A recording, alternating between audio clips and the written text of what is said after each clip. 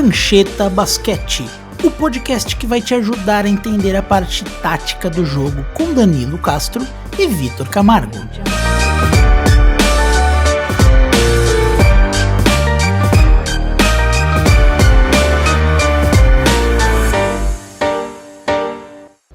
Olá, amigos, sejam bem-vindos a mais um episódio do podcast Prancheta Basquete. Eu sou o Vitor Camargo e eu estou aqui, como sempre, com a fera, o homem, a lenda, Danilo Castro. Tudo bem com você, Danilo? E aí, então, beleza? Bom, vamos nesse episódio aqui falar um pouco dessas séries, né, de playoffs que estão realmente pegando fogo. Alguns resultados aí Surpreendentes, vamos dizer. Bem surpreendentes. Mas enfim, é o basquetebol, né? Dos dois lados do Atlântico, porque a Euroliga tá pegando fogo, a NBA tá começando a pegar fogo, tá com umas faíscas. Né? Só para vocês saberem, né? Nós estamos gravando aqui quarta-feira à noite, estou saindo do clássico Fenerbahçe e Olympiacos, e simplesmente espetacular. Um dos melhores quartos períodos de basquete que eu vi, assim, a troca de liderança, os ajustes na hora, jogadas incríveis, foi realmente muito bom, e é o que a gente falou. Final Four, jogo único, tudo pode acontecer. Essa série vai fora de casa, é aquela atmosfera de torcida insana. A torcida do Fenerbahçe, você vê o vídeo da sexta final, aquela câmera do ginásio, que a torcida... Não, dá uma baixada. É muito legal, esses são os mais legais dos esportes, então é uma atmosfera totalmente diferente, que eu adoro, tô pegando cada vez mais gosto. NBB, em playoff também. E isso que eu ia te falar, né? Antes da gente entrar aqui no nosso assunto principal, que é a NBA, essa época do ano para o basqueteiro era simplesmente sensacional, né? Então nós temos playoff de NBA, playoff de Euroliga, playoff de NBB, tá tudo acontecendo agora, hein? Agora é o momento, não pode desligar. E você acompanha tudo isso aqui nesse podcast, e vamos falar hoje não só de NBA, vamos falar de Euroliga. Você acompanha nas nossas redes sociais, especialmente nas do Danilo, e no canal do Danilo do YouTube, onde você encontra esse podcast completo em formato de vídeo e muito mais conteúdo, inclusive um novo episódio da série Ensina Camargo, que eu fiz, estou falando sobre o que é a defesa em drop e explicando como o Miami Heat usou isso contra o Milwaukee Bucks para conseguir uma grande surpresa aí da primeira rodada. Então, faltou alguma coisa? Não faltou nada? Então vamos para o nosso tema. E, bom, é aquela coisa, NBA, segundo round dos playoffs. Séries já começaram, algumas já tem 2 jogos nas costas, outras só tem o primeiro. Quando você ouvir esse podcast já vai ter o segundo, pelo menos, do Celtics e Sixers, que jogam hoje à noite, a gente está gravando na quarta à tarde. Né? Então a gente destacou aqui uma questão tática de cada uma dessas séries de playoff, para a gente, através disso, analisar um pouco a série e depois a gente vai falar de Euroliga, porque, cara, tá muito legal, vamos falar de Euroliga, vamos ser sinceros. Bom, então vamos começar aqui com a série que está mais avançada, já teve 2 jogos realizados, agora tem mais 2 dias de descanso até a gente chegar no jogo 3, e é a série entre Phoenix Suns e Denver Nuggets. Denver Nuggets ganhou os 2 jogos em casa, e agora a série volta para Phoenix. E assim como a gente falou, quando o Warriors perdeu os 2 jogos em Sacramento, você não entra em pânico porque uma série não começa até um time ganhar fora de casa. Denver fez a lição de casa, Phoenix vai ter chance de fazer a sua. Você acha que não tem um pouquinho a mais de desespero por parte do Suns nesse momento? Não, total. 0-2, a obrigação de vencer as 2 partidas que faz em casa. Aqui, só domingo eu estava dando uma olhada, acabou de chegar aqui a grade da televisão, a Band faz esse jogo, Phoenix Suns, às 9 horas da noite, Phoenix Suns e Denver Nuggets. E precisa ver o Chris Paul, né? Supostamente não joga, pelo menos no jogo 3. Exatamente. Estimativas médias dizem que ele não jogaria até o jogo 5, se chegar no jogo 5, e pode ir além. E é aquela coisa, todo ano o Chris Paul tem uma lesão nos braços. Impressionante, né? Eu gosto muito do Payne, mas vindo do banco. Eu gosto muito dele pondo um ritmo que o Chris Paul não tem mais condição física para colocar. Defensivamente, apertando, saindo rápido do contra-ataque, tem um arremesso bem ok, né? Não é nada espetacular, mas é um arremesso ok, é confiável, só que o Chris Paul faz muita falta ali. Nós vimos no jogo 2, que era a grande chance, a Band transmitiu esse jogo, então eu estava trabalhando, prestei bastante atenção, foi a grande chance do Phoenix Suns de quebrar o mando de quadra, porque o Denver Nuggets jogou absolutamente nada. Teve o Nikola Jokic monstruoso, ofensivamente, mas monstruoso. Mas ali foi uma grande chance você pegar um time que não estava acertando. Se eu falar que o Suns enfrentou um Nuggets, que fez 97 pontos, isso com um pouquinho de garbage time no final, cedeu 11 rebotes de ataque, cometeu 10 turnovers, arremessou 25% de 3. Eu esperaria uma vitória do Suns. Eu também. E com o Jamal Murray e com o farol baixo, né? O Jamal Murray... que destruiu o jogo 1, vem destruindo, né? Vem destruindo os playoffs inteiros. Os playoffs inteiros, e no jogo 1 ele teve uma participação ali. Você vê quando o cara vai estar tentando buscar o jogo, então até algumas bolas aceleradas...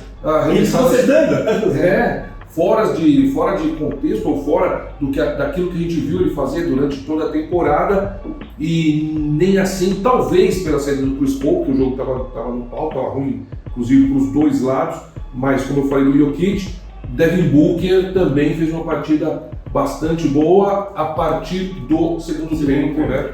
Também que no primeiro tempo as equipes não estiveram legais, nem Kevin Durant. O Ayton precisa que criem para ele, né? Aquele pivôzão que vai ficar. Isso, vai ficar forçando o jogo, recebendo o poste, vai virar como é o Nikola Jokic. E quando foi abastecido, até foi para cima, mas realmente eu achei difícil para o Phoenix Suns, e a declaração do Michael Malone me fez pensar e ter certeza que essa equipe está madura. Explica a declaração aí para o nosso... A declaração é o seguinte: playoff você ganha, não necessariamente você precisa jogar bem, você precisa ganhar. E essa vitória não necessariamente precisa ser de 20, 30 ou 40. De um ponto está valendo, porque vale exatamente a mesma coisa. Então você jogou mal e ganhou, você sabe ao menos ganhar. E aí vai demonstrando a maturidade de uma equipe que já está junto há 3 anos, né? Esse mesmo núcleo. Um ponto que a gente destacou, inclusive, quando falamos surpresas positivas da temporada aqui, que é a continuidade e o time talvez com mais continuidade desse playoffs, o Nuggets, contra o time com menos continuidade desse playoffs, é esse ponto agora. E tem feito diferença nesses 2 primeiros jogos. Sobre o Jamal Murray, eu acho que posso resumir da seguinte maneira: é um jogo com Nikola Jokic, Kevin Durant, Devin Booker e Chris Paul, e ele foi o melhor jogador em quadra no jogo. Com certeza. Assim, claro que em um jogo tudo vai acontecer, mas assim, foi muito alto nível. E sobre o Payne, um detalhe interessante também que assim, obviamente o Payne não é o Chris Paul, e tendo o Payne no lugar do Chris Paul, quem tá no lugar do Payne? Né? Porque é aquela questão da hierarquia. O banco já estava sofrendo sem o Payne. O banco do Suns está sendo terrível. Você olha ali, a gente faz com a estatística aberta, 4 pontos lá no final do terceiro período. Você olha, o banco é magro, 4 pontos no banco, e sendo que ele veio, a rotação ela é frenética. Sim. Tem que rodar, senão o Durant, o Booker não consegue chegar no jogo inteiro, e você olha e fala, 4 pontos não dá pra vencer assim. Não dá pra vencer assim. Foi o caso, inclusive, do jogo 2 mesmo, foi 4 pontos. O jogador que mais jogou do banco foi o Damian Lee, o cunhado do Stephen Curry. 0 de 5 nos arremessos. Então já tá ruim. O Payne você tem que tirar do banco para botar de titular. Agora alguém tem que pegar minutos do Payne. Vira um cobertor muito curto. Né? Muito curto. E o ponto tático que nosso querido produtor Hugo Renan Rondas, destacou aqui pra gente é o seguinte: excesso de arremesso de meia distância do Phoenix Suns. É bonito, mas dá resultado? E ele até trouxe uma tabelinha aqui que eu acho que é do The Ringer, pela formataçãozinha aqui, que é o seguinte: os times com maior percentual de arremessos vindo da meia distância nos últimos 10 anos. O Suns desse ano é o número 1, 53% dos arremessos vindo da meia distância. Todos esses ou perderam na primeira ou na segunda rodada. Nenhum chegou numa final de conferência, nenhum chegou numa final de NBA. E o Suns está precisando, mas assim, está caminhando para mais uma eliminação.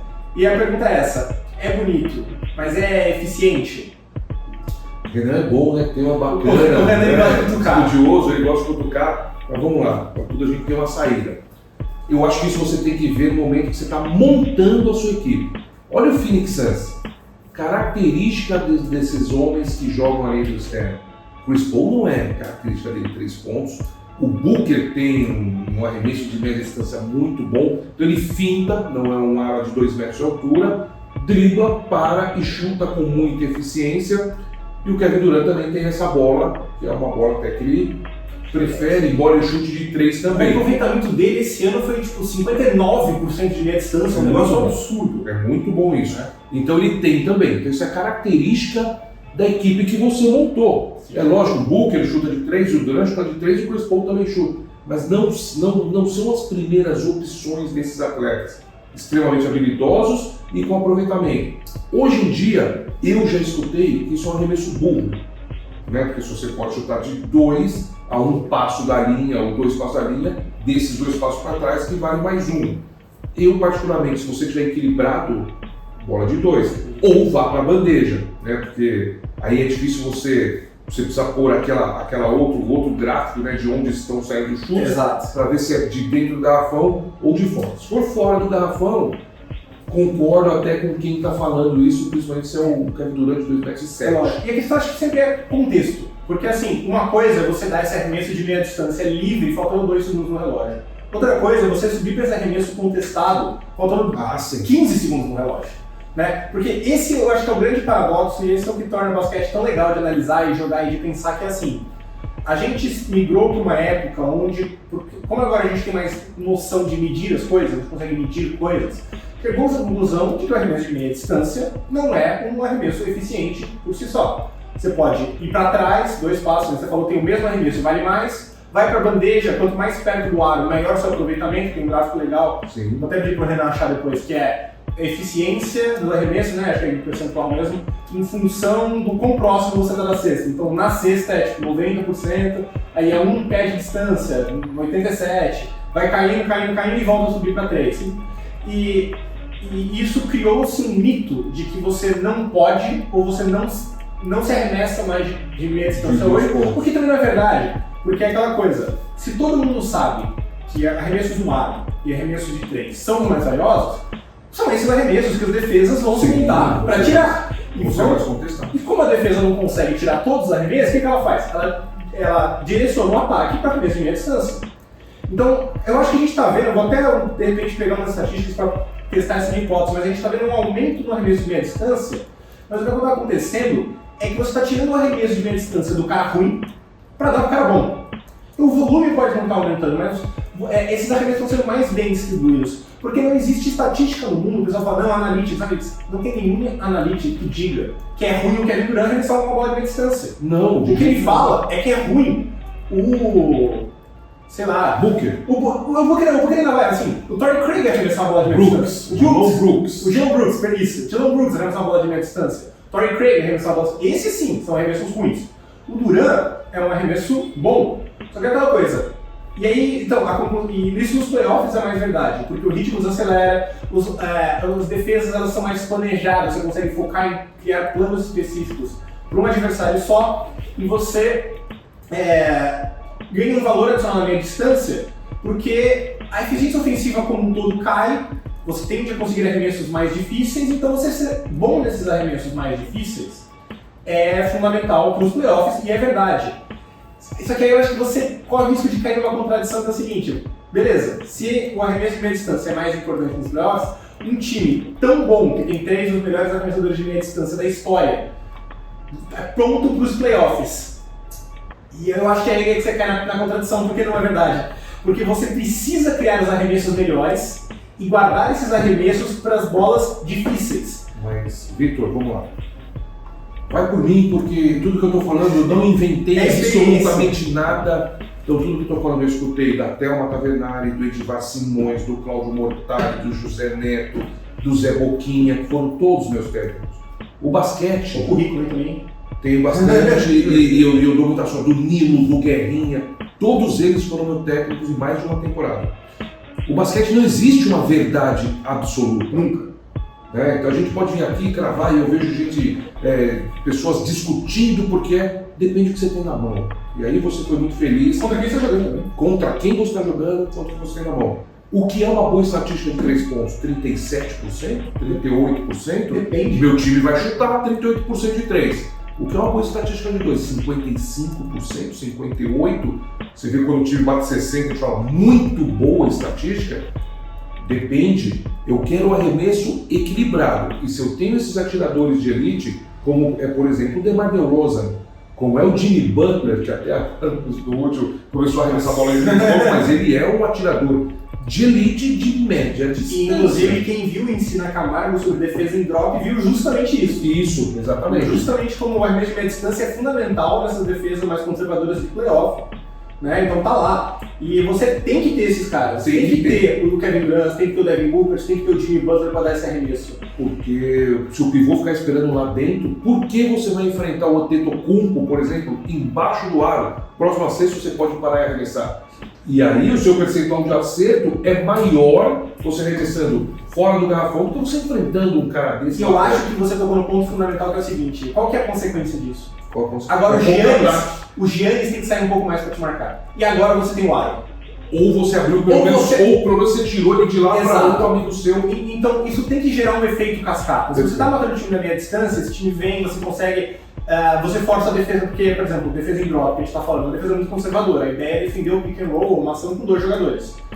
Se começa a cair muito, o Giannis tem que sair um pouco mais, o Brook Lopes tem que sair um pouco mais, um terceiro jogador tem que estar um pouco mais ligado. Isso já abre espaço para a bola de 3. Você viu que pode? Nessa série que nós estamos falando, você vai pegar o Chris Paul. Usa o pique como poucos. Melhores coisas que eu já vi. E esse arremesso dele ali da cabeça do garrafão é fatal. Quando o pivô fica esperando ali, querendo proteger a entrada, para ele não dar alta para o Ayton, por exemplo, da troca, ele vai matar essa bola de 2 pontos ali. E tá super ok, fechou uma jogada muito forte no Phoenix Suns. Eu acho que perde demais sem ele, principalmente nessa jogada. Cadenciada e que se ele erra o arremesso, dificilmente gera um contra-ataque de Exato, se a bola de 3 gera, por exemplo. Exato. Agora, mas é aqui que eu acho que tá o pulo do gato. Legal. Chris Paul tá arremessando depois do garrafão. Defesa vai tirar um pouco mais o pivô para tirar esse arremesso. Eles não têm jogador para atacar a cesta e eles não arremessam de 3.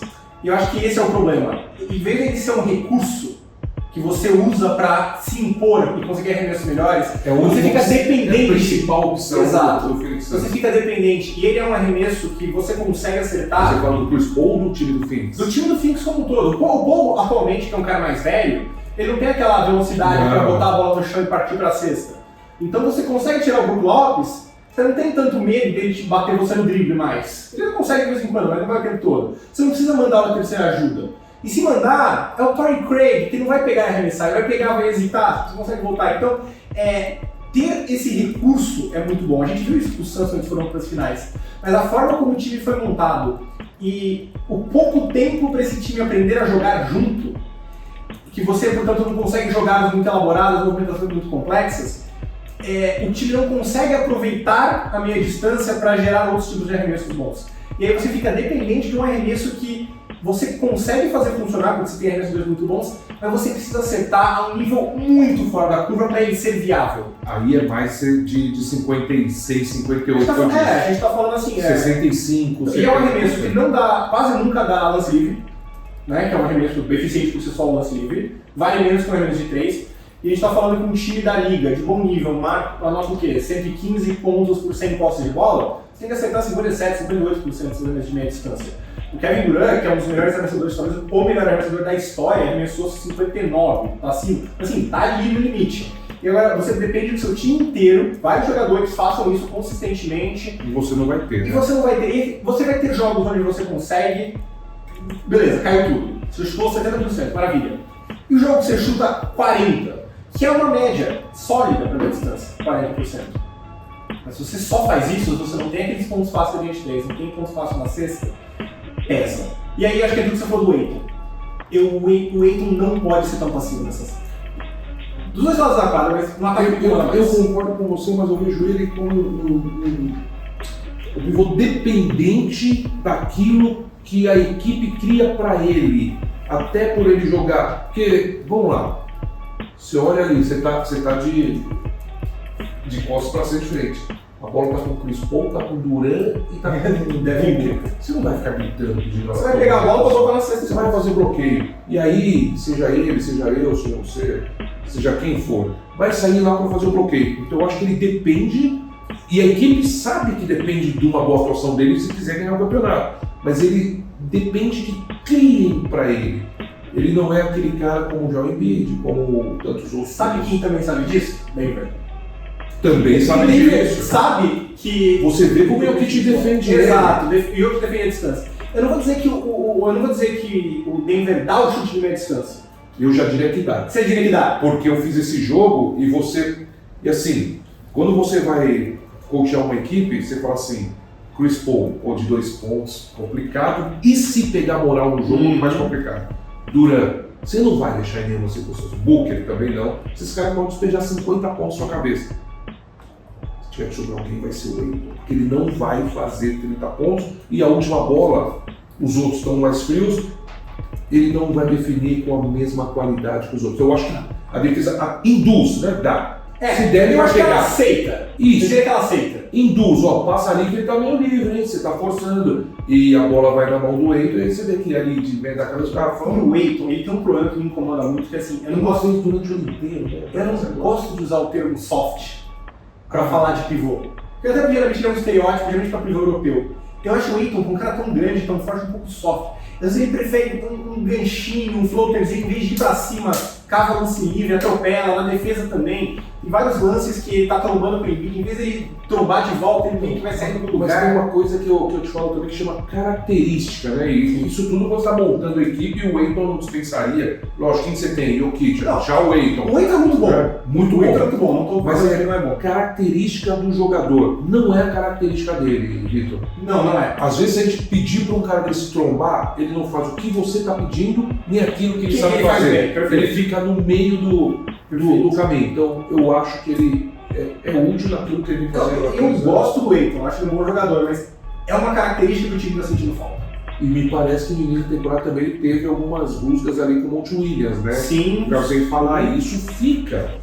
Vai Ele problema de contrato, de contrato, Isso. então, assim, aí talvez você era armador, não era pivô, mas talvez você possa dizer que assim, existe não é um estereótipo, mas uma lei que assim, o cara vai, faz o trabalho sujo, pega rebote, faz o corta-luz. Se esse cara faz tudo isso e não recebe a bola, você vai se desligando do jogo. Eu não sei se é verdade. Talvez você que conviveu. Eu tenho histórias maravilhosas, né? Você que conviveu só pode que dizer, né? como eu machuquei cedo, o meu físico não era aquilo que ele deveria ter sido, mas era bem ok para jogar aqui em território nacional.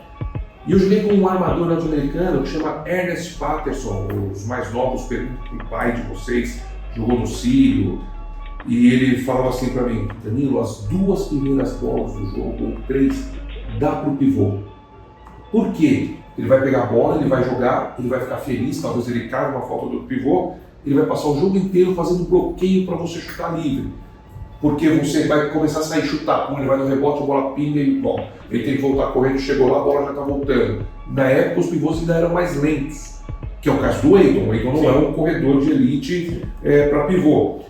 Então você utilizar esses caras para eles ficarem trombando, fazendo bloqueio, porque machuca isso, cara. Machuca. Quando os jogos eu fiz fora, mas cada bloqueio você escuta barulho. Dói. É isso mesmo, dói. É barulho do braço do cara nas suas costas. Então, passem a bola pro pivô para deixar ele feliz. Teve um lance no jogo 1 que viralizou na internet, que era, acho que foi no segundo quarto, assim, que o Jokic tromba e o Ayton meio que, ele não cai no chão, mas ele recua e fica fora da quadra. E aí ele erra, o Jokic sobe pro rebote, Ele não tem histórico de lesão, né? O Ayton, acho que teve algum porque às vezes se não é protege, muito grave. porque às vezes se protege para não machucar. Né? Você viu o Anthony Davis, não sei quanto Davis. Um caso à parte. A gente já fala dele. Ele teve uma, acho que no segundo ano dele, que foi séria, perdeu alguns jogos ano passado, mas assim, jogo de playoff, fora de casa, contra o Jokic, e assim, E o Jokic vai pro rebote né? e perde uns 2 rebotes e briga pelo rebote, e não é nem que ele não contesta, ele fica fora de quadra, ele nem volta. Eu não quero especular sobre coisas que eu não tô lá pra saber, mas assim, não me pareceu uma linguagem corporal boa positiva, vamos dizer assim. A linguagem corporal boa positiva, e aí eu falo do Dylan Brooks, não são só defeitos, a gente sabe que a internet não perdoa, mas se você vê um Jokic fazer o que ele fez no jogo 2, o seu brilho tem que aflorar. Porque rola os dois, são os dois expulsos da quadra. Se Jokic mas alguma forem expulsos de quadra, quem ganha? Quem ganha é o Suns. Com certeza. Né? Quem ganha é o Eu Suns. não tô falando pra ele descer a mão no Não, também não foi isso que eu disse, mas assim, você não pode aceitar passivamente o Jokic fazer aquilo que ele fez, com aqueles números monstruosos, e o cara tá fazendo, e vai indo, tá fazendo, daqui a pouco deu os 48 minutos e o cara fez. E você não viu, aí eu vou com você, nenhuma reação diferente de afeição do cara, de bravo, de raiva, porque isso vale vaga numa final. É o que você falou, é a característica dele, mas falta pro Suns, falta pro time. E aí eu volto a questão da minha distância, que assim, teve momentos contra o Clippers que eu até achei que melhorou, mas a bola não roda bonito no Clippers. Ainda é um pouco minha vez, sua vez, minha vez, sua vez.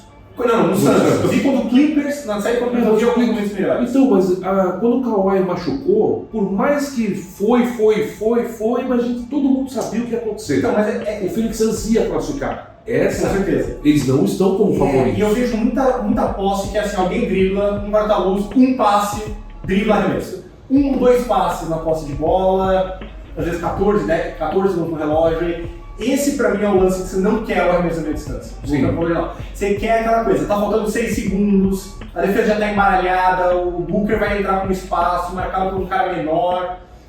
Essa é a bola de meia distância que você quer. A que você não quer é essa. Um corta-luz, um passe pro lado, meia distância contestado. Cara, o pivô tá perto do aro, então ele não vai receber rebote ofensivo. A defesa não tá desmontada, então você não vai conseguir, fazendo passe de última hora, né? Isso eu acho que tá atrapalhando o Suns. E sem o Chris Paul, por um lado, é o que você falou, o Payne talvez traga um elemento vertical, vamos dizer assim, vertical no sentido de sexta a sexta mesmo, de correr em linha reta, que acho que vai ajudar o Suns. Mas a falta que vai fazer todo o resto e os minutos do banco, eu acho que fixa numa situação bem complicada sem o Chris Paul aqui, viu? Não, extremamente complicada. Dá pra ganhar, joga em casa, a gente sabe como é que é basquete. É o que eu disse, né, e na transmissão, o Álvaro gosta de me cutucar bastante.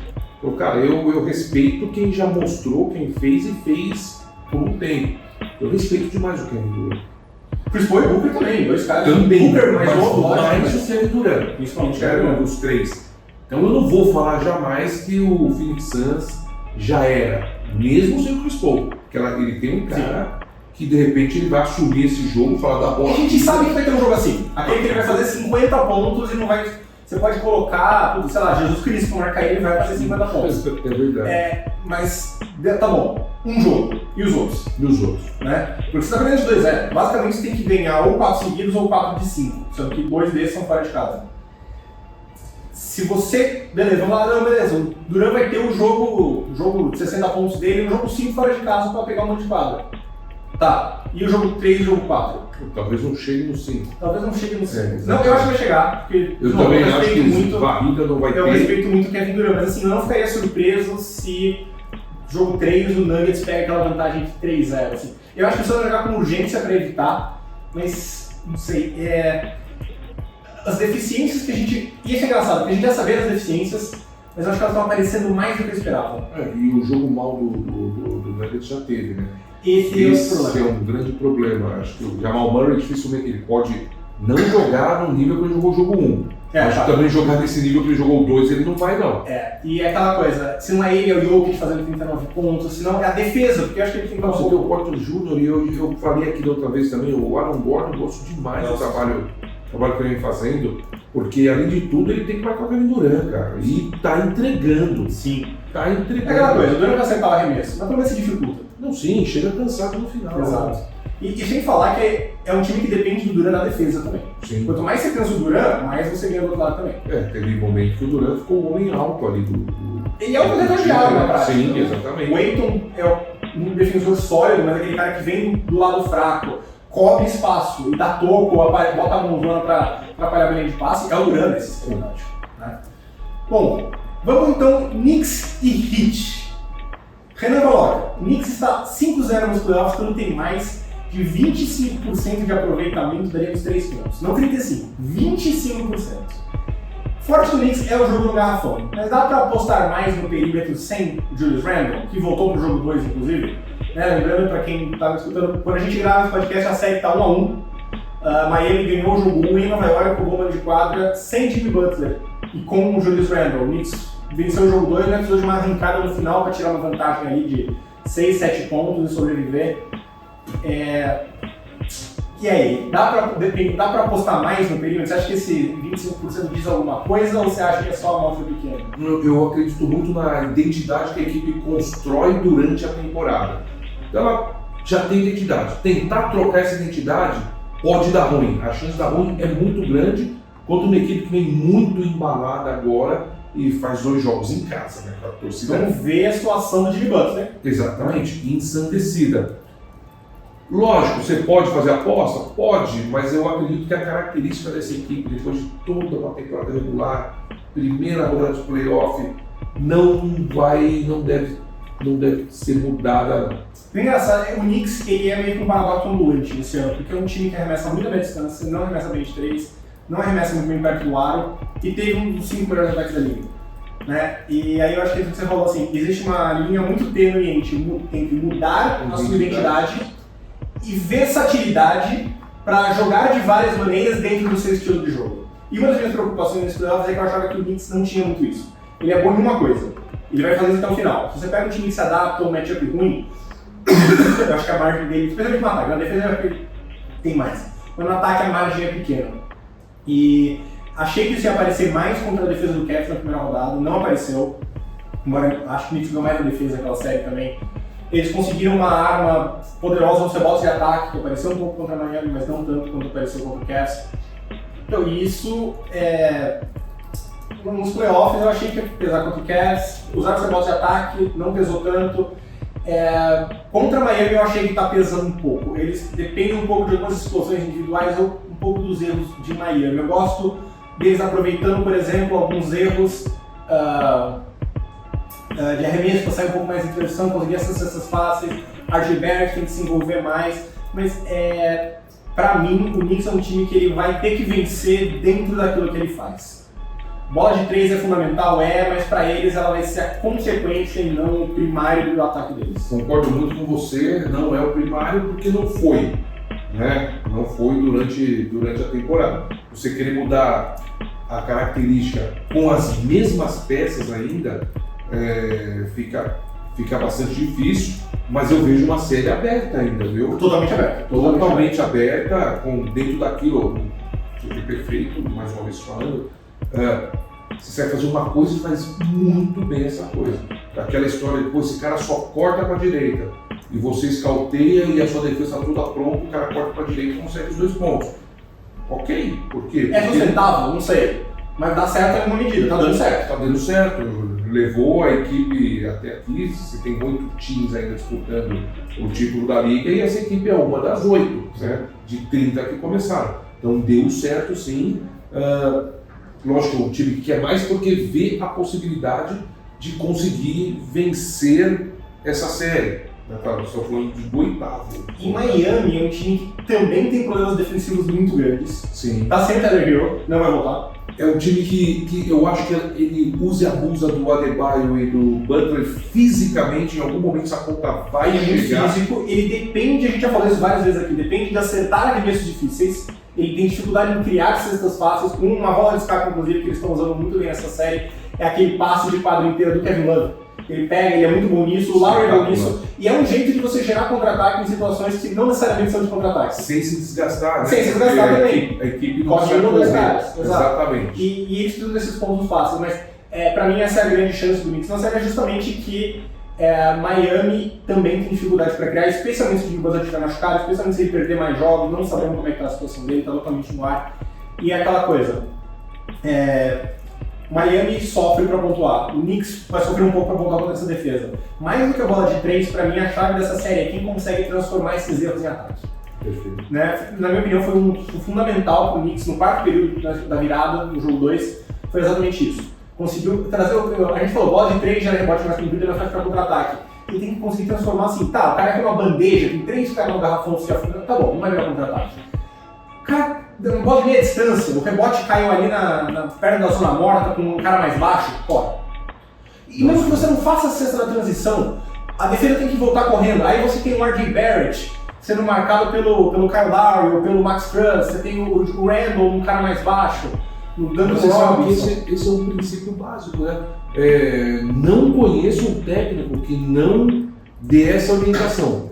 corre, porque a defesa volta desposicionada e quem cair, caiu. Exato. Primeiro você tem que resguardar e a partir desse desequilíbrio você tem que ter pessoas, e hoje o 4, estou falando desse nosso basquete FIBA, ele é o segundo armador, ele vai chegar depois, vai fazer a leitura e ver como é que tá. Lógico, toda a transição ela chega, eu estou falando que por alto, mas toda a transição ela chega armada, cada um na sua posição e dependendo como tiver, aí iniciam as rotações ofensivas. Quando a gente fala em transição, a gente pensa muito naquela coisa, pega a bola, corre, troca 2 passes. Não, de preferência passando. Que seja aquele passe rápido, né, que vai dar na cesta. O passe, e eu tenho um exercício muito bacana, aí depois nós vamos vai estar lá no canal. No nosso TikTok, onde eu mostro que o passe, ele é muito mais rápido do que você correr sem a bola, não com a bola. Eu tenho um exercício muito bacana onde eu mostro, quando os garotos insistem em levar a bola de novo, eu falo, peraí, você quer? Não, é rápido. Não, você está com medo de perder a bola.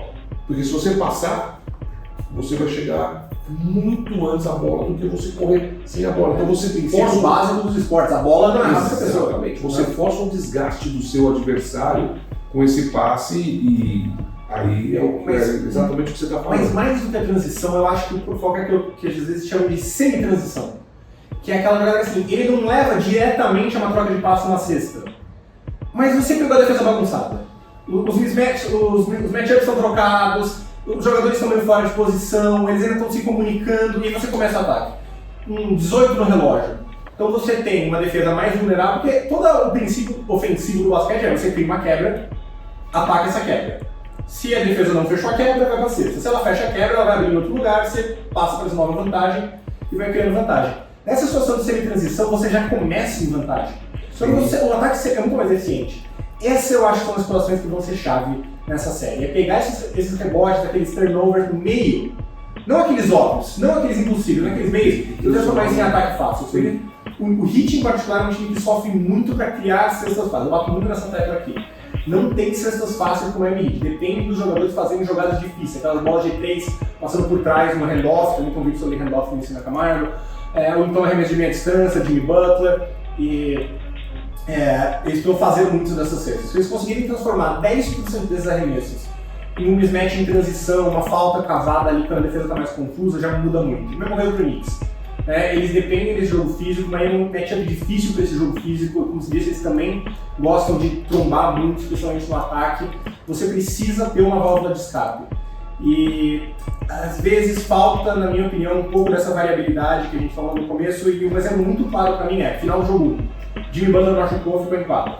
Claramente machucado, mas ele não atacou ele na defesa. Teve um lance... Essa leitura tem que ter. E eu falei isso, e aí o lance seguinte, eu vi no Twitter, o lance seguinte, eles fizeram um pick and roll. Então era o Brunson marcado pelo Lowry, troca com, acho que era o R.J. Barrett, o pick da Atenção Barrett, que estava no Butler, e fez a troca. Eu falei, porra, legal, dá a bola pro Brunson, ele vai atacar o Butler machucado. Eles colocaram o Brunson na zona morta, o Butler na zona morta e deixaram o Barrett atacar um contra o Lowry. Você não aproveitou a lesão, você não criou um mismatch, porque isso não é um mismatch. O que você está fazendo? E esse ataque, se ele não jogar um jogo de costa, onde você vai explorar a sua maior altura, você acaba favorecendo o defensor lá embaixo, né? Você vai ficar driblando a bola ali, e, lógico, o cara mais baixo acaba tendo ali alguma vantagem, não foi uma forma inteligente de atacar. E aí entra naquilo que a gente falou dessa dificuldade de se adaptar. O Knicks conseguiu ter um ataque fazendo uma coisa, eles vão fazer essa coisa até o final, por bem e por mal. E aí eu falei, às vezes a gente fala muito de tática, mudança, ajuste, às vezes é execução também. Você fazer o arremesso que está livre, você acertar a bola que você gosta ali, que é difícil, mas você acerta. Às vezes é tão simples quanto isso. Algo a acrescentar nessa série? Não, pra mim, série longa ainda. Não vamos dar um palpite, mas qual é a sua visão aí pro resto da série? Sem palpite. Mas macro. Essa é uma que eu não consigo. Eu acho muito difícil porque agora entrou um fator físico que eu acho que vai acabar chegando na maioria, em 70% a 80% das equipes. Vão ter baixas. Lesões. Eu acho que assim, o Miami não pode, mas dependendo do Butler, mais 55 mais, né? Sim. Não pode.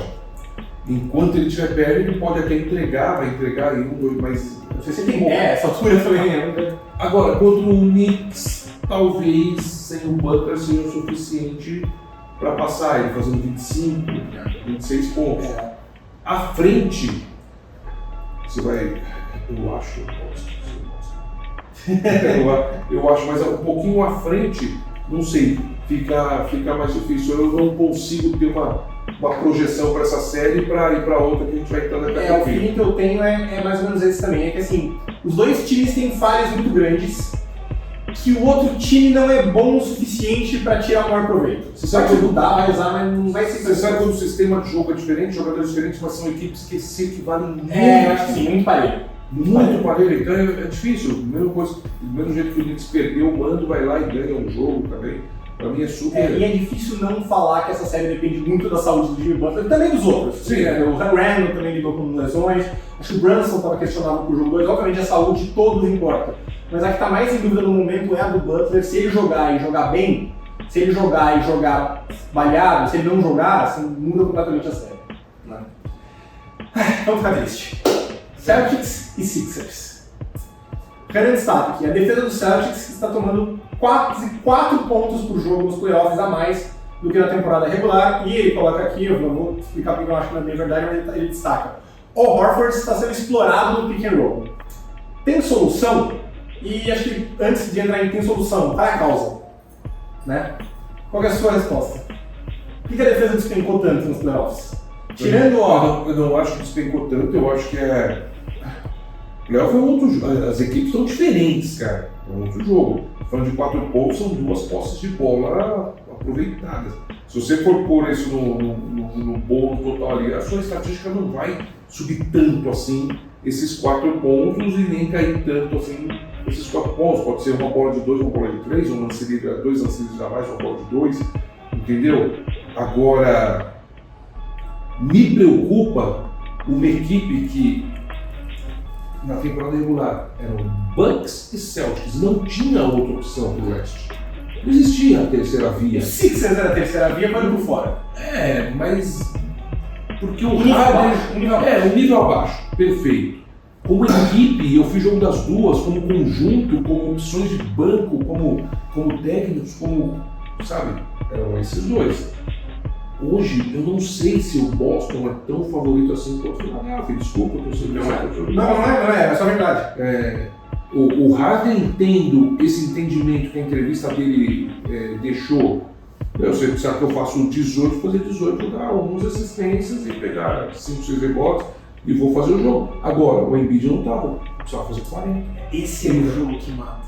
Esse mata. E ó, Harden tem uma fama, em boa parte merecida, de não ir bem nos playoffs. Sim, de amarelão, pode falar. Eu não gosto de usar o termo amarelão. Eu também não, porque Mas ele é muito craque. Ele tem a fama de não corresponder nos playoffs, vamos colocar assim.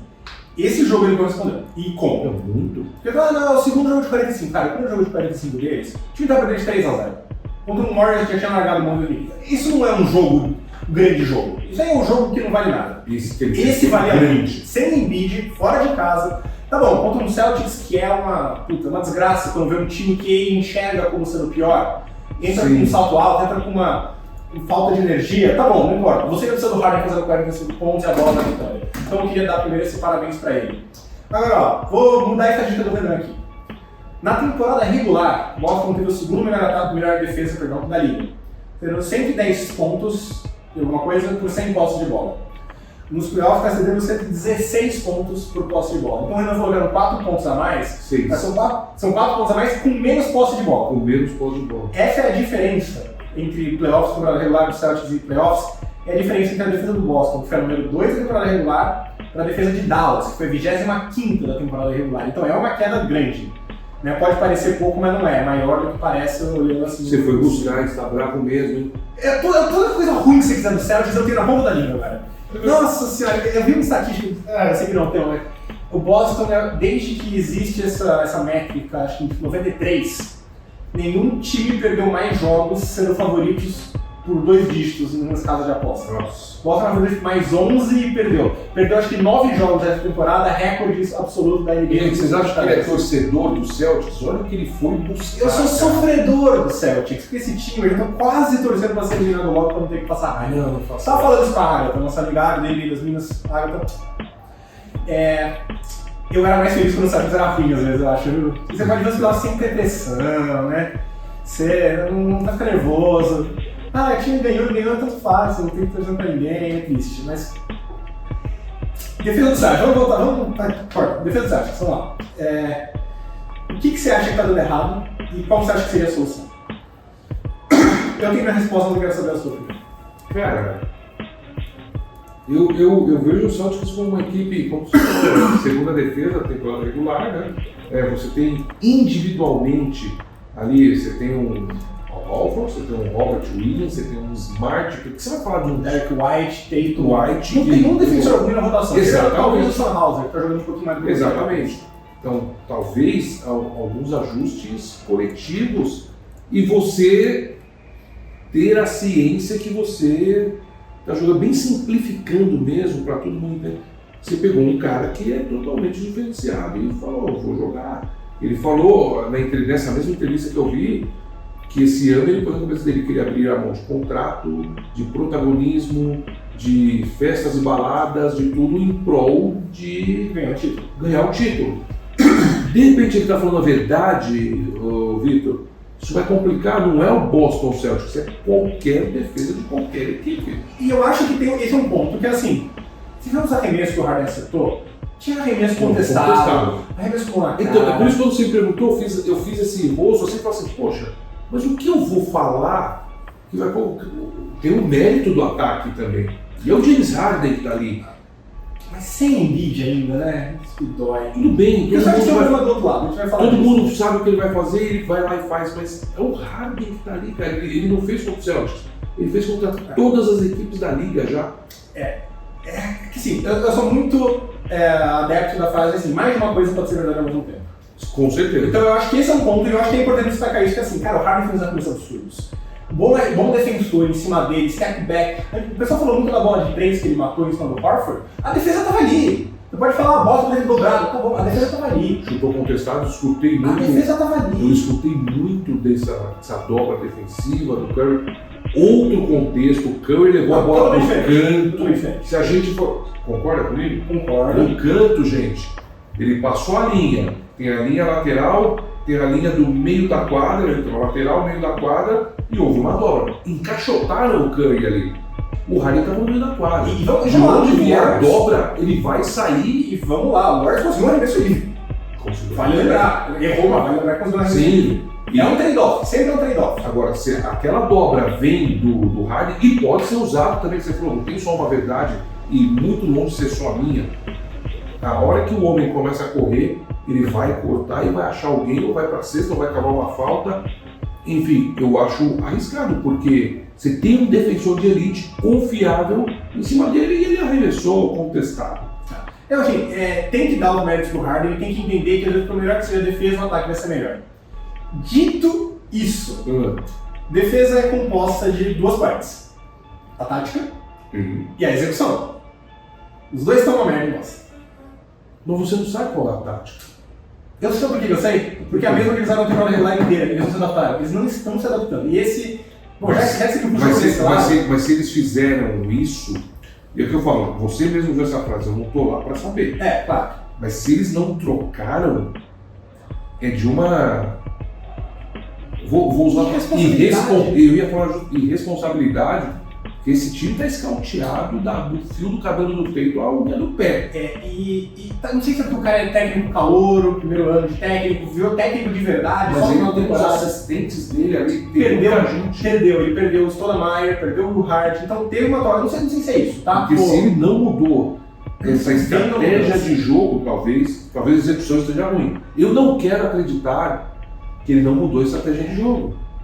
Assim, ou adaptou, vai mudar. Assim, não é que é exatamente igual, mas é que, assim, Boston no ano passado, foi a melhor defesa da liga, e era uma defesa que trocava tudo. Toda jogada era troca de marcação, Esse ano, só ele trocou, ainda troca bastante de marcação, mas troca bem menos. Ele faz um pouco mais a defesa em drop esse ano, não é que ele de novo deixa no vídeo para explicação. E tem feito nos braços, fez contra o Trae Young, e assim, por todas as falhas que o Trae Young tem como jogador, ele mata a defesa do drop. Ele é mestre naquela meia distância, aquele floaterzinho, ou então procurando os passes ali dentro. Ele é muito bom nessa jogada. Só que fez demais a defesa em drop, não adaptou. Agora, não é tanto a defesa em drop, mas assim, ainda está mantendo as trocas quando faz troca, a defesa em drop quando faz drop, e eu não vejo aquele ajuste intermediário. né, o ajuste que fez no jogo 1 contra o Sixers pra mim foi péssimo. Que foi dobrar o James Harden no meio do jogo.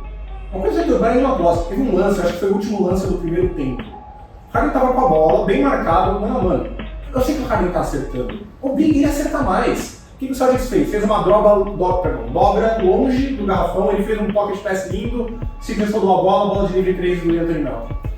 Do Anthony Melton. E assim, pra mim, esse tipo de coisa não parece pensado, parece desespero. Será que essa ordem veio do banco ou os atletas? Bom ponto. Ou os atletas eles têm alguma frase que se diga? É um bom ponto. E eles saem para dobrar? E eu acho que esse é o segundo ponto, que assim, a execução tá muito ruim. Eu falei que o Celtics ele tem basicamente duas principais defesas: troca, a marcação e o drop.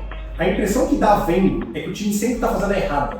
Quando é para trocar, por exemplo, começo da posse de bola, o cara faz um corta-luz frouxo no meio da quadra, o time vai lá e troca. Não, esse corta-luz é justamente que a defesa quer que você troque. Sim.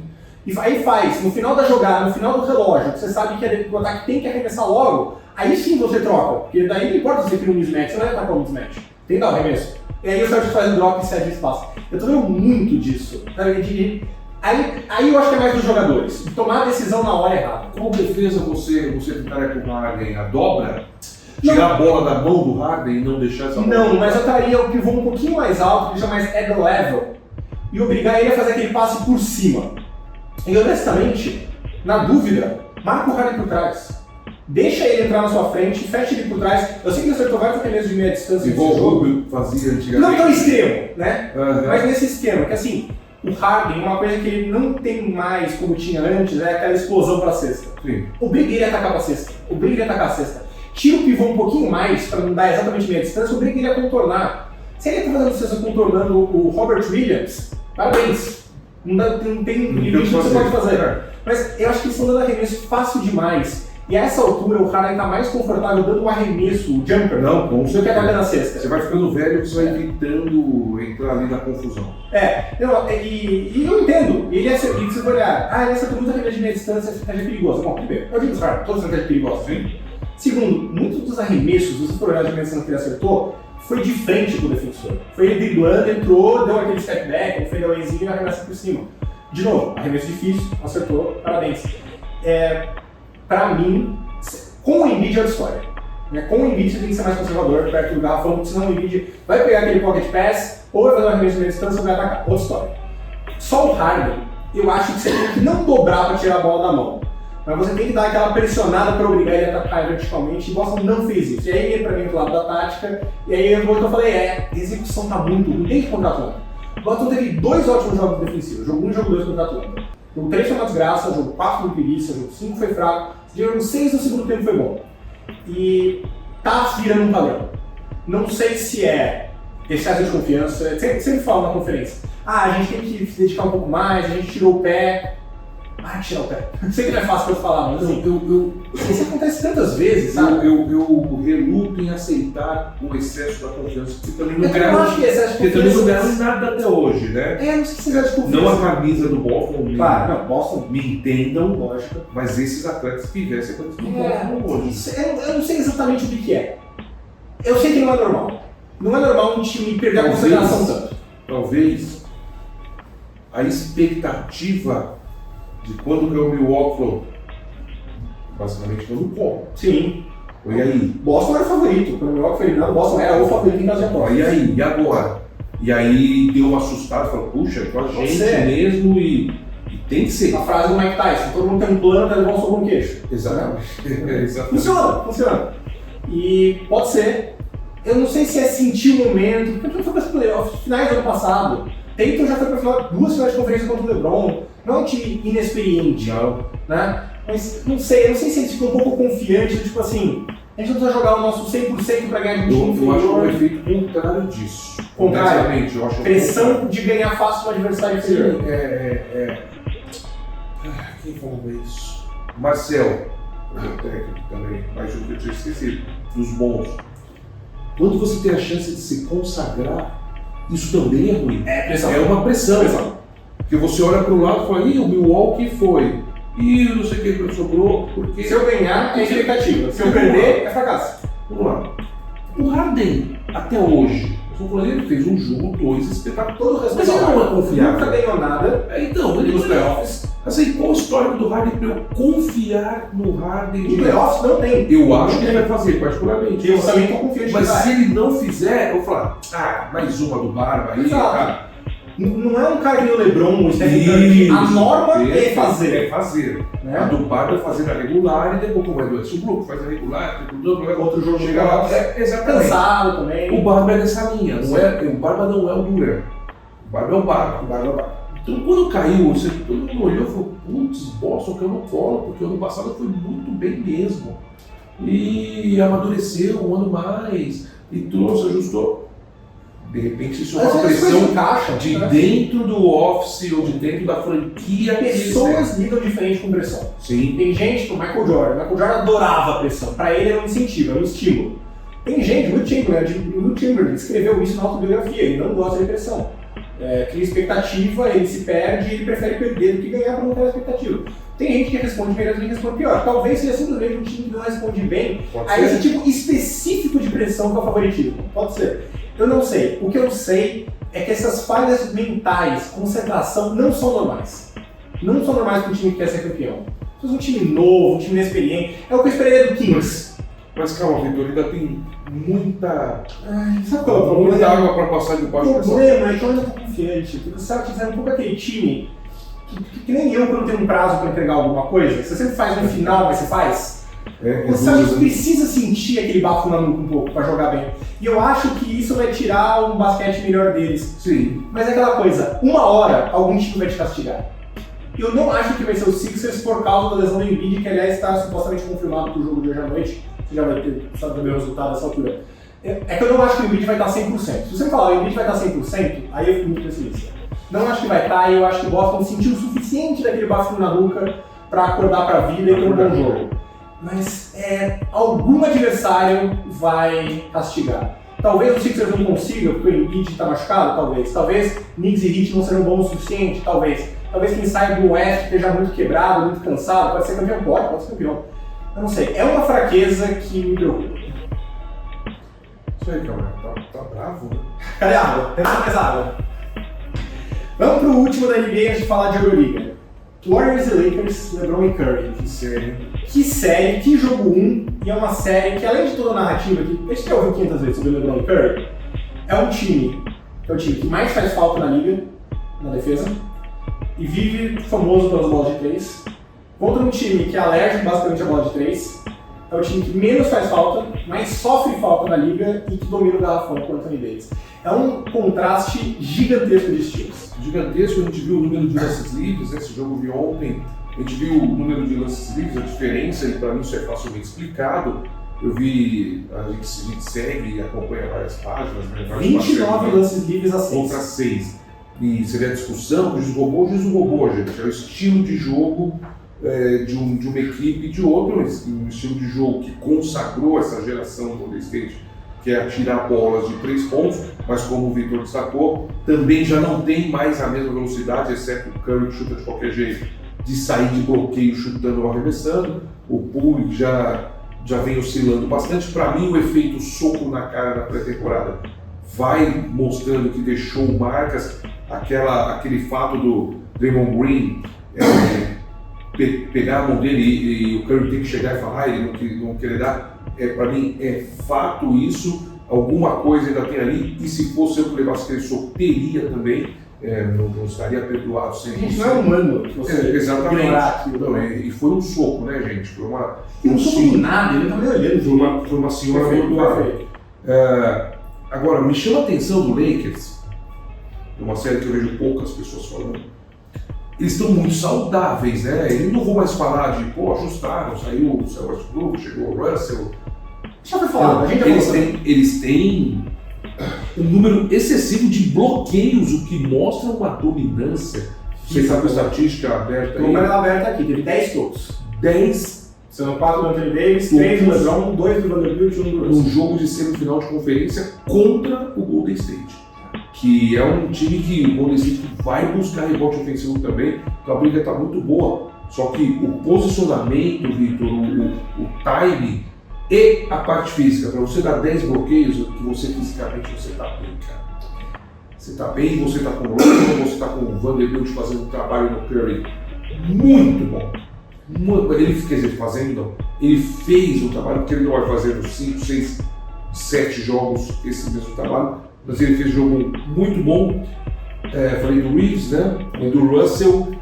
Eu acho que esses 3 são 3 diferenciais, com o Hashimura também fazendo a parte dele. E você tem uns 2 All-Stars que Anthony Davis saudável, ele briga por MVP de temporada.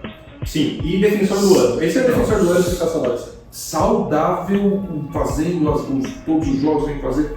O problema é quão confiável esse cara vai dar. Só precisa ficar por mais aí uns 15 jogos, mas sim, tem história. Mas não vamos recalcar. Ele fez um 30-23. 30-23, 5 assistências, 4 no todos. Não esqueça dessa parte. Importante. E jogou. E aqui uma estatística que tirou uma atenção. Jogou 44 minutos. É muita coisa. Ninguém no Warriors jogou mais do que 37. Quantos dias o Warriors teve de descanso? Mas tudo bem, mas eu posso falar uma coisa pra você? Eu não entendo algumas trocas do Steve Kerr. Eu também não entendo. Eu acho que ele é um cara que. Eu gosto muito dele, mas. E o respeito por ele, que é um vencedor. É um grande técnico, histórico. Fez a dinastia, histórico, mudou a forma de enxergarmos o basquete. Exato. Que vem com a liberdade que ele dá para os Splash Brothers que apareceram, mas algumas trocas do Steve Kerr. Eu falo assim, por que ele tirou o cara agora? Porque eu tenho, assim, espreme um pouco mais. Será que esse cara não aguenta mais 1, 2 minutos? Vai fazer tanta diferença assim no final? Não vai. 1, 2 minutos não. É uma questão de filosofia. Eu entendo a questão de filosofia, mas assim, mas planejar. O Anthony Davis está destruindo. Por que o Kevin Looney jogou 29 minutos? Então. Ele jogou 36. Você viu a dominância dele quando não tinha gol. Ele pegou 23 rebotes também, o Kevin Looney. Então assim, por que ele não jogou um pouco mais? O Wiggins, isso é uma coisa do que a gente o Wiggins foi dominante quando o Davis não estava. Foi bom esses 4 minutos que ele não estava, você viu que foi uma recuperação de rebote ali. Acho que teve 3 ou 4 dentro da mesma posse. E ali o Golden State vai acabar pontuando. É inevitável, né? E isso que, assim, esse falou de Steve Kerr e aquela coisa. Uma coisa que eu sempre destaquei sobre esse jogo antes de começar é: Lakers tem 4 dias de descanso, o Warriors tem 1 para esse jogo. Primeiro, isso pesa fisicamente. Mas, segundo, isso pesa taticamente. Você tem 4 times para treinar, para montar uma tática. O Warriors está focado no Kings. Acabou, você tem um dia para pegar o Lakers, que é um estilo completamente diferente. Filhão, o melhor técnico do mundo vai sofrer para fazer essa adaptação tão rápido. O Lakers vai fazer muito melhor. E por isso eu achei que o Lakers tinha um plano de jogo melhor. Um time que não caiu. O Warriors estava acertando de 3, tá bom, deixou acertar. Mas fechou o garrafão. Ninguém entrou no garrafão. Sim. Tá bom, vai acertar de 3, vai, vamos pagar às vezes, vamos. Mas você não vai acertar no garrafão nunca. Eu acho que isso tirou um pouco o Warriors, estava esperando o de sempre, né? Que é o arremesso de fora, abrindo a defesa, criando espaço para infiltrar. A gente viu um pouco, a gente viu eles ficando um pouco com medo de chegar até a cesta por causa do Anthony Davis, um dos motivos pelos quais bateu tão pouco lance livre, inclusive, né? E o Warriors, eu senti que não estava 100% pronto para ter um ajuste específico. O Warriors que eu vi ontem. Eu vi hoje o jogo. Eu vi hoje o VT hoje do jogo, eu não vi o jogo. Mas ele acabou 2 e... Justo. Mas eu vi o VT à tarde. A impressão me dá que o Warriors não tinha um plano específico para enfrentar o Lakers. Era o Warriors de sempre com uma coisa ou outra. Próximo jogo, eu tenho 100% de certeza que não vai ser o caso. Próximo jogo eu tenho 100% de certeza que vai ter uma coisinha mais específica aqui, uma coisa mais pronta aqui. E isso me leva a uma coisa específica desse jogo, que é o seguinte: o Lakers tem alguns problemas que a gente conhece, né? Vanderbilt na defesa, no ataque, quase nulo. Não vi o Warriors explorar que nem costuma explorar, deixando alguém lá para basicamente não defender ele e ficar jogando. Não vi o Warriors fazer isso no jogo 1, né? Não vi eles atacarem tanto o D'Angelo Russell defensivamente, né? E é uma coisa assim, é a carne no osso, é a fruta baixa, são coisas fáceis de você ajustar. Mas eu acho que o Golden State não nem parte por esse, porque é um time tão confiante naquilo que faz, que eu acho que não vai mudar aquilo que faz para ajustar, para atacar o Russell. Vai continuar chutando o Curry, aquelas bolas que ele toma bloqueio, sai, ele roda, mas o meu medo não é o Curry. Meu medo é o Clay não acertar um jogo que normalmente vai acabar acertando, e o Poole. Porque o Paul jogou muito bem, ele foi o homem que foi buscar. 21 pontos, mais 7 de quadra, 6 jogos no arremesso de 3. Jogou bem. O último arremesso, a gente tava discutindo aqui assim. Tava livre. E tava mal posicionado. E confiante. Tava confiante, tava livre, tava acertando tudo. Ele tem que arremessar. Mal posicionado? Sim. Acho que o problema ali foi o posicionamento. Tá livre. Você é um bom arremessador, tá jogando bem, arremessa. Mas aí a estatística que eu separei, e que pra mim mostra exatamente a preocupação que eu tenho com esse time é o seguinte. A gente viu no jogo 7 contra o Kings, o Stephen Curry fazendo uma das melhores partidas da história do basquete. 50 pontos, mas assim, se falar que ele fez 50 pontos não dá a dimensão do que ele fez, porque pareceu 70, né? O jeito que ele fazia. E um dos ajustes foi, tá bom, esse negócio do primeiro tempo, play 1 de 10. Esse negócio de rodar a bola, cortar a luz, não tá funcionando. Não. Steph, pick and roll. Você Luna e você e Green, pick and roll. Deu certo pra cacete, ele destruiu o jogo no pick and roll. Mesma coisa que eles fizeram no jogo 3, sem Draymond Green, mais pick and roll, menos movimentação de bola. Sabe quantos pick and rolls o Stephen Curry conduziu no jogo 1? Quantos? 5. Só? 5 pick and rolls. Em quanto tempo de quadra você está pensando? 37 minutos. 5 pick and rolls. Um jogador desse tem... Não pode. Tem que ter 4 É a segunda menor marca dele na temporada de pick and rolls e a menor por minuto, que é a outra que ele jogou só 15 minutos no jogo. Isso pode ser fruto do cansaço. Pode ser fruto do cansaço, mas eu acho que tem um pouco desse que você falou da teimosia do Steve Kerr, que é assim. Você se adapte a jogar comigo. O Warriors sempre foi um time muito na forma do jogo democrático. Todo mundo toca a bola, todo mundo arremessa. A gente não quer concentrar o jogo em um cara conduzindo, segurando a bola. E isso é parte da identidade deles e é parte do que fez deles tão bons. Eu não estou falando que o Warriors não deveria ser assim. Mas tem momentos onde você precisa sair um pouquinho da sua zona de conforto. A gente viu um pouquinho, por exemplo, no único jogo da época com o Kevin Durant saudável, que eles tiveram pressão, foi o jogo 3 contra o Cavaliers nas finais de 2017. Pick and roll, Curry Durant. Não tem como marcar esse pick and roll, ganhou o jogo. Esquece, não tem o que fazer. Ganhou o jogo nisso. Aí não chegou a precisar de novo basicamente dessa jogada. Fez um pouquinho ali contra o Houston no ano seguinte também. Jogo 3, sempre um Green tem que ganhar pick and roll. Jogo 7, pick and roll. Eu entendo que você quer manter a sua filosofia. Eu sei que jogar basquete não é uma coisa isolada, que você coloca no videogame. Faz parte do jeito que você pensa, o jeito que você raciocina. Tem a ver com essa mentalidade coletiva. E eu sei a importância disso pro Warriors. Mas você tem que ajustar antes. Não tem, você estava falando, me lembrou muito, a galera que nos acompanha, lógico, nos acompanha porque é fã de basquete. Mas me lembrou muito de uma entrevista e eu sou aquele cara que eu gosto muito do Bernardinho, eu gosto muito, sabe, de escutar esses caras. E eu vi uma do Sampaoli, que ele falou, me recuso a, não é trocar minha estratégia, a não jogar como protagonista contra ninguém, porque se eu tenho um time grande, cara, eu que vou dar as ações aqui, eu vou pra cima mesmo e tal. E às vezes é mais inteligente você estudar o cara e às vezes toma bola. Vem me atacar que eu te pego no contra-ataque. Você não. De novo, plano B. É toda uma questão de equilíbrio. Nunca é só faz isso ou só faz aquilo, é um equilíbrio. Manter isso. Por melhor que você seja, porque uma hora alguém vai te achar. Mas ajustar 5, 10%, 5 posses de bola, 10 posses de bolas a mais no jogo de 100. Agora, Vitor, vale dizer que isso é série pra 7, né? É série pra 7. E eu ia falar, e esse é uma vez que eu deixo aqui é o seguinte: eu não leria nada sobre esse jogo. Primeiro, porque ele foi extremamente apertado. O Warriors teve uma bola de 3 que empatou o jogo nos segundos finais. Segundo, a disparidade de tempo de descanso. E terceiro, que assim, toda série de playoff é uma série de ajuste contra ajuste. Sim. Cada jogo é um jogo diferente do anterior. Eu não leria, obviamente é ótimo que o Lakers tenha ganho. Mas eu vou te falar que nem nesse e nem nenhum dos 6 tomara para quem ama basquete. Sim. Nenhum dos 6 que estão por vir. Por quê? Sim. Nós estamos falando de craques que talvez nós estamos falando de 2 caras que entre os 10 melhores. Eu tenho os 2 entre os 5. Entre os 5, exatamente. Eu já falei entre os 10 de todos os tempos que são imprevisíveis. Eu tenho 5. O LeBron não vai fazer 50 pontos, eu acho. Talvez tenha um jogo, mas não vai fazer consistentemente os 40 que ele fazia. O Dennis está muito. Bom, o Curry pode achar um jogo de 50 e não tem. E eu acho que vai ter que achar. Porque um de 50 com o Clay com 22, com o outro com mais 15, 17, acabou. Obviamente ótimo pro Lakers que ganhou, estava esperto. Ganhou uma de quadra, ótimo. Não estou dizendo que a vitória não significa nada, mas em termos de pros próximos jogos, eu acho que são jogos completamente separados. Fique claro aqui. Tem coisas aqui que não é que não significa. É ótimo, é excelente. E a hora que o Golden State chegou, Se ele passa, aí eu falei assim, acaba a série pro Lakers. Porque o Lakers despejou uma energia tão grande para chegar naquele ponto do jogo, faltando 3 minutos. Então aquela vantagem estava, acho que 8, 10 pontos. Estava grande. Estava grande, que se perde o jogo, acaba a série.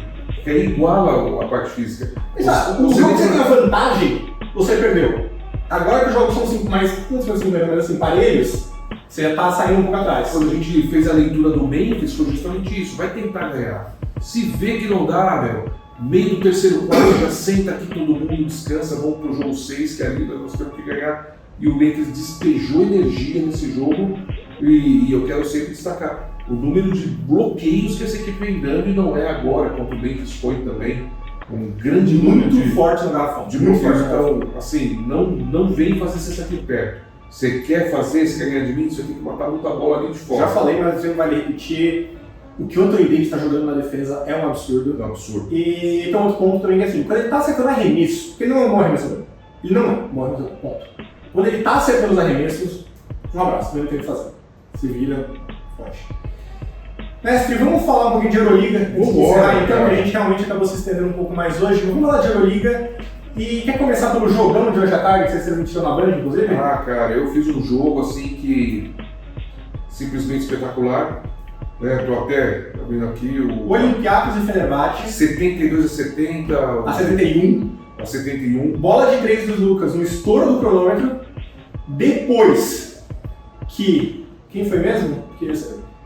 Vezenkov. Não. Depois disso. Goodrich. O Goodrich acertou uma bola. Depois que abriu 2 pontos, faltando 3.4 segundos. Tempo do Olympiacos, uma jogada. Que também bem marcado. Muito bem marcado. Mas é uns Laucas, né? Que depois veio depois de um arremesso de 3 super bem marcado de Vezenkov para empatar o jogo. De uma bola perdida pelo armador, que é muito bom, que eu gosto muito também, que é o Thomas Walker. Ele pega o rebote, ele vai procurar o Slaucas, dá o passe, recupera o Fenerbahçe, enfim.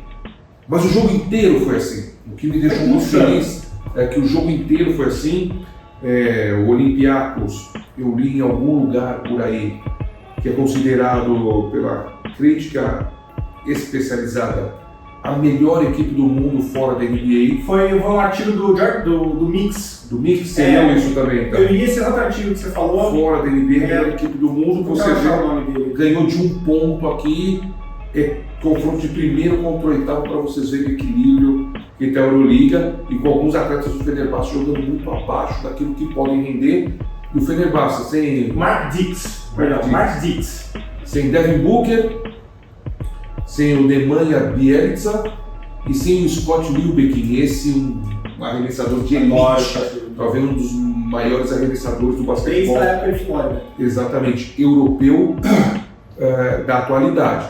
Então fez um jogo, roubou um jogo na Grécia, perdeu o mando de novo agora, vamos para depois de amanhã no jogo 4, ver se o Fenerbahçe consegue fazer essa série voltar para a Grécia, ou se o Olympiacos se junta ao nosso querido, glorioso Barcelona. 3-0, tranquilo. A gente falou que era a série mais fácil mesmo dessa primeira fase. Realmente a série mais fácil, só que eles não tinham como encarar um elenco como é o do Barcelona. 6-6 Zalgiris, você vê o placar bem baixo, 7-7 Barcelona.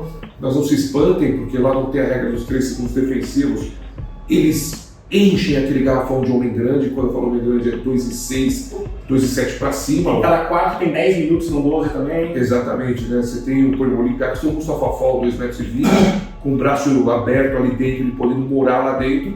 Você imagina como é difícil você fazer bandeja ali. Mas taticamente, um jogo muito bom. E esse é aquele que, se os Zalgiris roubam um jogo em Barcelona, a atmosfera do jogo 3 é totalmente diferente. Perdendo de 2-0, mesmo a torcida mais fanática sofre um pouco, né? E isso foi do que o Olympiacos escapou.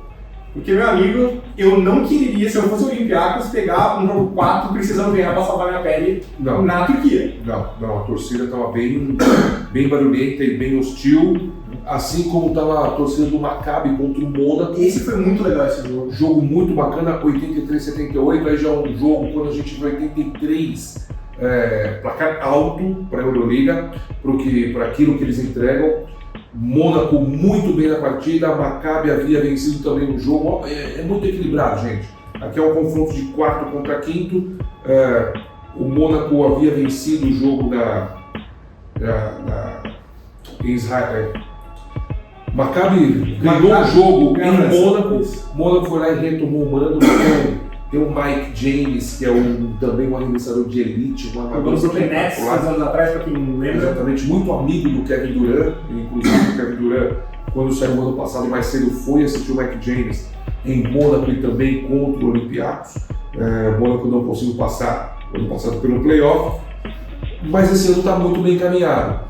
Essa é uma série que eu também acho que vai para o jogo 5, que vai ser decidido em Mônaco, extremamente equilibrado.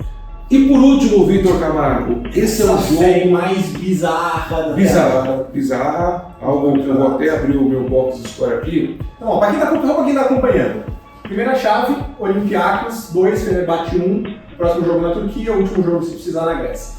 Mônaco 2-1 contra o Maccabi Tel Aviv, próximo jogo em Tel Aviv, se precisar, último jogo em Mônaco. O que é o que a gente falou aqui? Você não quer, você é um time jogando fora de casa, enfrentar um jogo 4, você é um time que tem um mando, na verdade, um jogo 4 fora de casa, precisando ganhar. Agora, tem um time que está nesse cenário e Duas vezes. E que é o Real Madrid. O Real Madrid. Real Madrid, todo poderoso, candidato a título da Euroliga, qualquer coisa, isso aqui eu não estou afirmando, mas eu tenho com certeza, qualquer coisa que não seja um título de Euroliga, se cair antes então, e de repente chegar em segundo na Liga CB, tchau, Tchus Matel tá fora, tá? Assim como talvez o Jaksevicius lá do Barcelona também. 0-2, Madrid foi sem Sérgio Lugo, Tavares meia boca. O senhor Yabusele foi suspenso. Sim, e começou perdendo de 32-19 numa atmosfera, mais de 20 mil pessoas. Se você pegar no meu Instagram, eu até coloquei isso lá, como estava aquela atmosfera. Começou perdendo de 32-19. Eu vou resumir aqui. Resumo. Homens experientes que todos, ou grande maioria, já tinham dado como passado bom. Sérgio Rodrigues e não o Sérgio Lu. O Sérgio Lu jogou mal. E o Rudy Fernandes. Esses caras mudaram o jogo quando entraram, mas o grande homem do Real Madrid, senhor Garrafão, foi o Walter Tavares. Machucado tudo. Machucado. 35 e 45. Você não vê isso na Euroliga. Você vê 27, 26, pode entrar em toda a estatística. 28, Mirotic.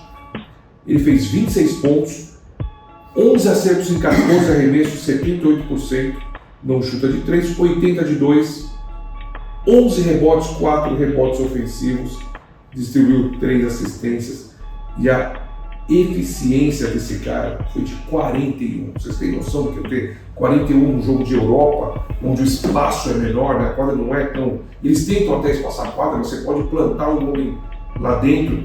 E o Real Madrid cometeu a quarta falta coletiva muito cedo, e aí teve que defender por zona 2-3. E nessa forçada de ser zona 2-3, achou um antídoto que talvez o Partizan não tivesse esperando. Lá do bom pro Partizan, Matias Lissort volta, jogo, exato. Então é um antídoto, uma tentativa de antídoto, ou mais um para tentar combater o Walter Tavares dentro do garrafão. O Panther só volta pro jogo 5, né? E ainda perde o jogo 4. Ainda perde o jogo, só foram 2 jogos de suspensão. E a ver o que vai acontecer. Amanhã o Band Esportes, inclusive, trocou a grade do jogo para mostrar essa partida, que é uma partida cercada de muitas coisas também. Que horas, né? Atenção, a gente começa a abrir jogo a partir das 15 horas. 15 horas tem um abre o jogo, a gente fala muito sobre o jogo. É mais ou menos isso aqui que eu estou falando para vocês. Eu vou estar com o Napoleão Almeida fazendo esse abre o jogo. E depois, rapaziada, 3h30 é o jogo espetacular, cara. Estou de home office amanhã. Opa. Estarei assistindo esse jogo. Vambora então, um abraço para todo mundo e para quem deixar aí um aluno. É isso aí, assiste lá. Então, basicamente, Real Madrid já ganhou o primeiro jogo contra o Partizan em Belgrado, aquela torcida fanática na sua orelha. A mais fanática. A mais fanática. A gente alertou isso na prévia que a gente fez.